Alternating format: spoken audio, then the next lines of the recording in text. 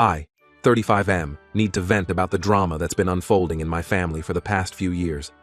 It's a long and complicated story, so bear with me. My brother Nathan, 33M, and I grew up in a small town in the Midwest.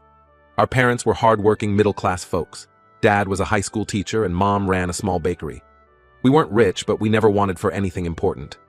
Nathan and I shared a room in our modest 3-bedroom house, and for the most part, we got along well as kids. I have fond memories of us playing in the creek behind our house, catching frogs and building makeshift dams. We'd spend hours in our treehouse, reading comics and planning imaginary adventures. Nathan was always the more outgoing one, making friends easily and charming adults with his quick wit. I was quieter, more introspective, but Nathan always made sure I was included in games and activities with the neighborhood kids. Things started to change when we hit our teenage years. I remember the summer before I started high school. Nathan was 13, and he started hanging out with a group of older kids from the next town over. At first, it seemed harmless enough.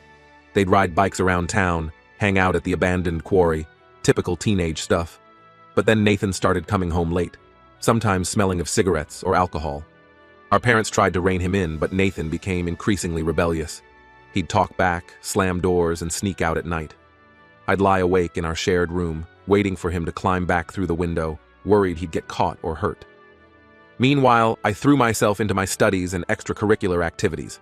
I joined the debate team and the math club, determined to get into a good college and make something of myself. Nathan would tease me, calling me a nerd and a teacher's pet, but I could sense an undercurrent of resentment in his words. Our parents always tried to treat us equally, but as Nathan's behavior worsened, they couldn't help but compare us. They'd praise my good grades and responsible behavior, often in contrast to Nathan's latest escapade. I could see how this widened the rift between us, but I didn't know how to fix it. By the time I graduated high school, Nathan and I were like strangers living in the same house.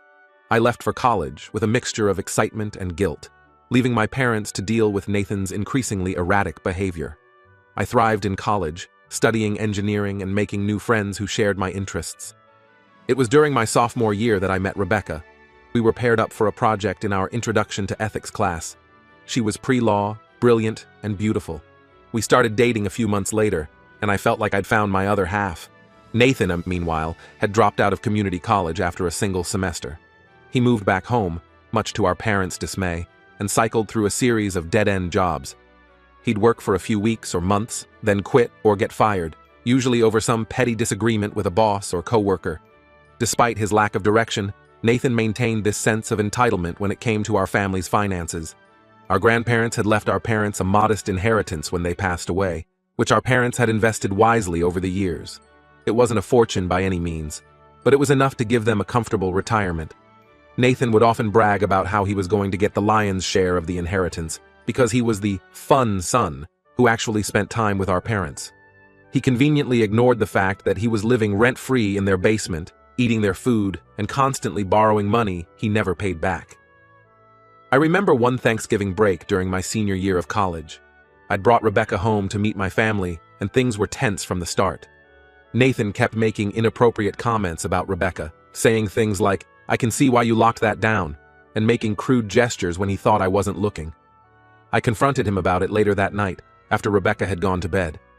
We were in the kitchen, and I asked him to knock it off and show some respect. He just laughed and said I was being too sensitive. "Lighten up, bro," he said, cracking open another beer. "I'm just saying what everyone's thinking. A girl that hot with a nerd like you? You should be thanking me for not stealing her away." I was furious, but I didn't want to cause a scene and ruin the holiday for our parents.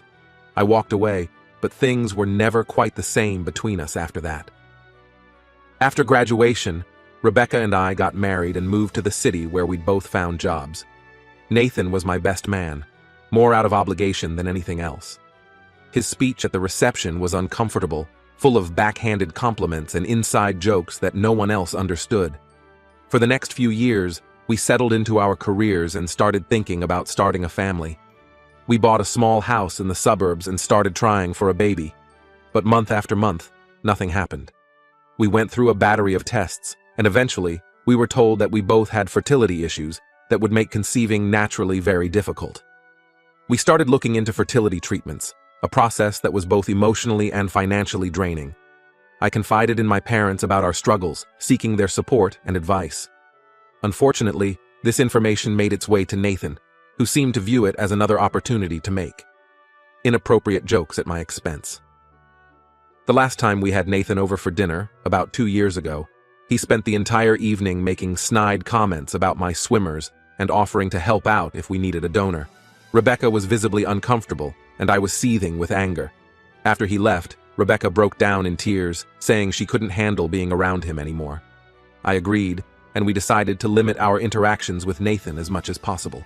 We still saw him at family gatherings, but we kept our distance and tried to avoid one-on-one conversations.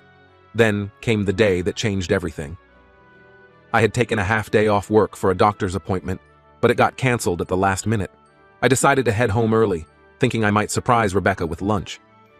As I pulled into our driveway, I saw Nathan's beat-up Camaro parked on the street. I thought maybe he'd stopped by to apologize for his behavior or to borrow money again, but when I walked into our bedroom, I found them in bed together. The next few hours were a blur. There was shouting, crying, accusations flying back and forth. Rebecca tried to explain, saying it had only happened a few times, that she was lonely and stressed about the fertility treatments. Nathan just stood there with this smug look on his face, like he'd finally won some long-standing competition between us. I kicked them both out and filed for divorce the next day. The following months were a haze of lawyers, paperwork, and moving out of the home we had shared.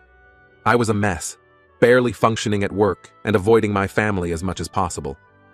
About 3 months after I caught them, Nathan called me. He was drunk, his words slurring as he rambled on, but I got the gist of it. Rebecca was pregnant, and he was pretty sure it was his. He had the audacity to ask me if I would be cool about it, since Rebecca and I had wanted a baby so badly. I hung up on him and blocked his number. I also blocked Rebecca and changed my email address. I couldn't deal with either of them anymore. When my parents found out what happened, they were horrified. They tried to mediate at first, saying that family was important and we should try to work things out, but I was done. I told them I didn't want to hear anything about Nathan or Rebecca ever again. For the past 1.5 years, I've been focusing on rebuilding my life. I threw myself into work, got a promotion, and even started dating again recently. I thought I was finally moving on from all the drama, but last week I got a call from a number I didn't recognize. It was Nathan. He was sobbing, barely coherent. From what I could gather, our parents had finally had enough of his behavior. They had told him they were cutting him out of their will and leaving everything to me. Nathan was begging me to talk to our parents, to convince them to change their minds. He said he was struggling to support Rebecca and the baby. Apparently, it was his after all, and he needed the money. I told him I wasn't getting involved and hung up, but now I'm conflicted. On one hand, I don't owe Nathan or Rebecca anything after what they did to me. On the other hand, there's an innocent child involved now. I don't know what to do. Part of me wants to tell Nathan to figure it out himself, but another part feels guilty about the whole situation. Am I wrong for not wanting to help? Should I talk to my parents about this? I'm lost and could use some outside perspective. Update 1. It's been about a month since my last post, and a lot has happened. I want to thank everyone who took the time to read my story and offer advice. Your insights really helped me gain some perspective on this messy situation. After much deliberation, I decided not to get involved with Nathan's inheritance drama. Many of you pointed out that it wasn't my responsibility to fix his mistakes. And I agree. I've worked hard to rebuild my life after what he and Rebecca did, and I don't want to risk getting pulled back into their chaos. However, I did decide to reach out to my parents. Not to advocate for Nathan, but to get their side of the story and make sure they were okay.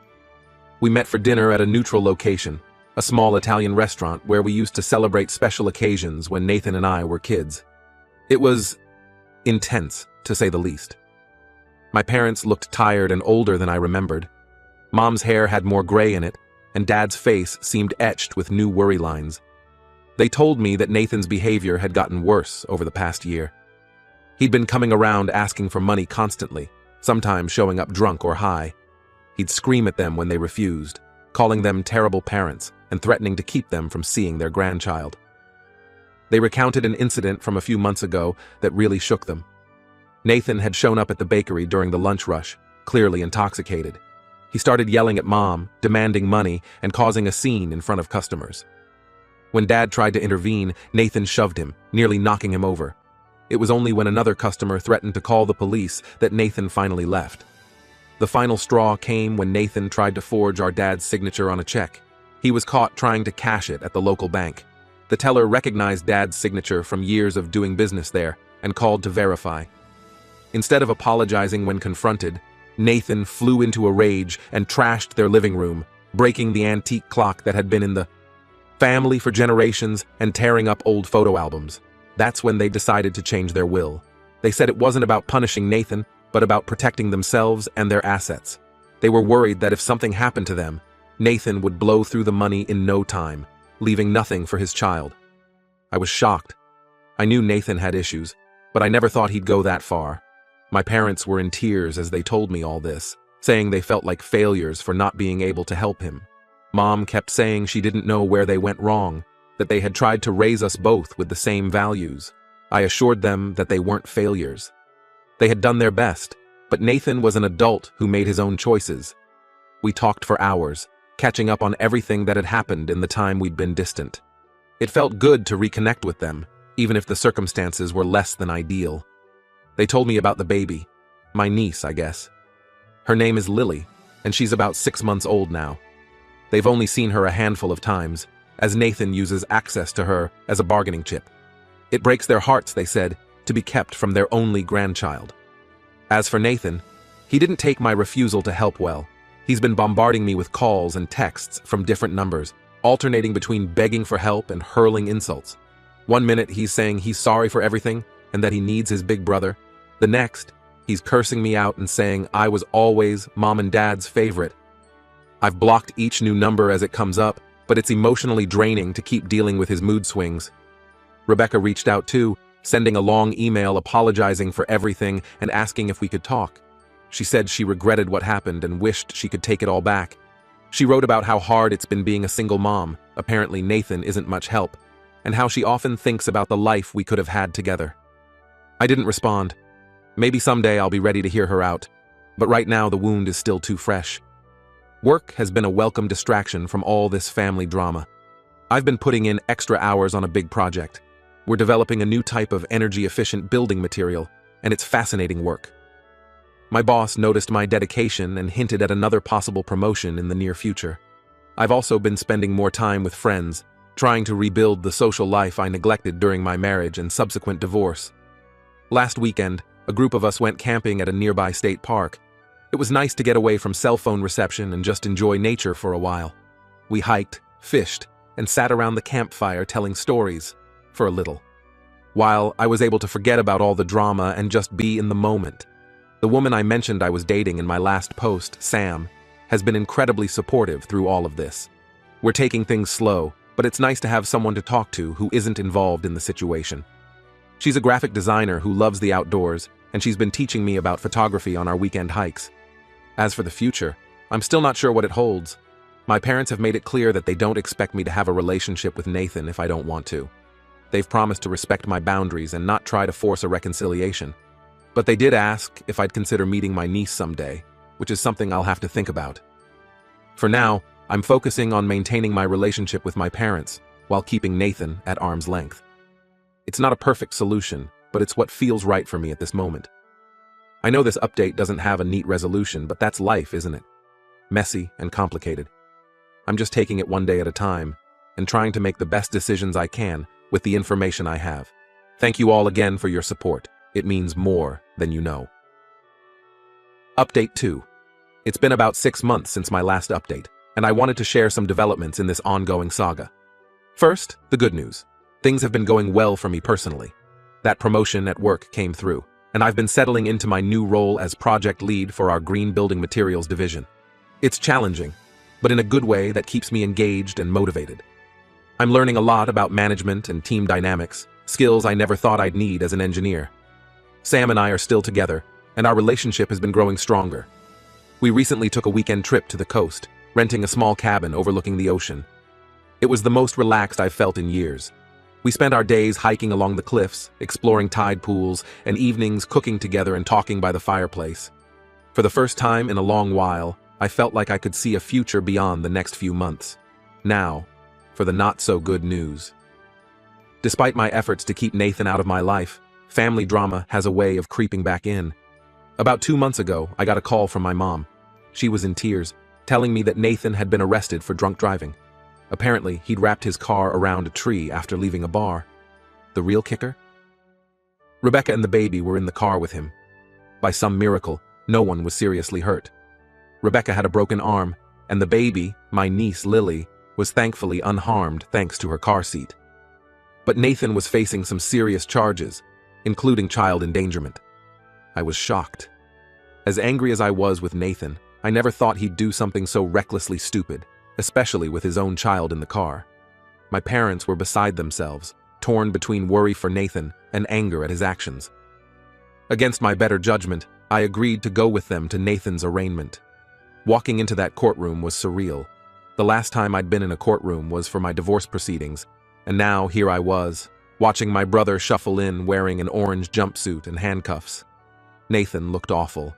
He'd lost weight, his eyes were bloodshot, and he had a nasty cut on his forehead from the accident. When he saw us in the gallery, he burst into tears. It was hard to reconcile this broken man with the charming, confident brother I grew up with. Rebecca was there too, her arm in a cast and dark circles under her eyes. She tried to approach me after the hearing, but I just couldn't bring myself to talk to her. I nodded politely and walked away, ignoring the way my stomach churned at the sight of her. Nathan's lawyer managed to get him into a rehab program instead of jail time, but he's on thin ice. One more slip-up, and he's looking at serious prison time.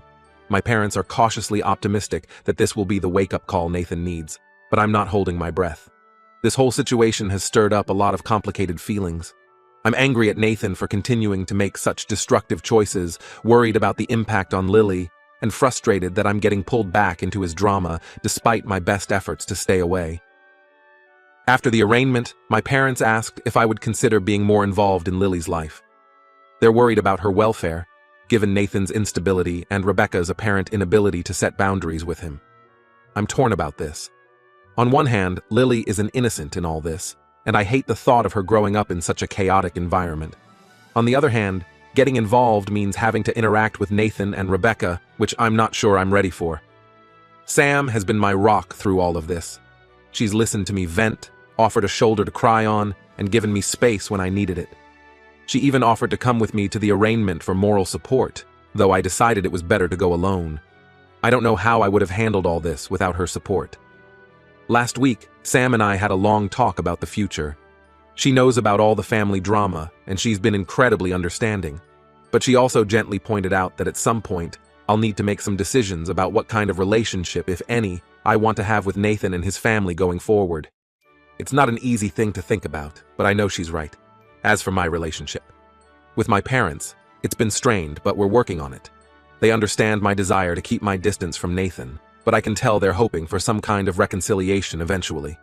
They've started seeing a family therapist to help them deal with the stress of the situation, which I think is a positive step. I've been thinking a lot about forgiveness lately. Not necessarily for Nathan's sake, but for my own peace of mind. I'm not there yet, and I don't know if I ever will be.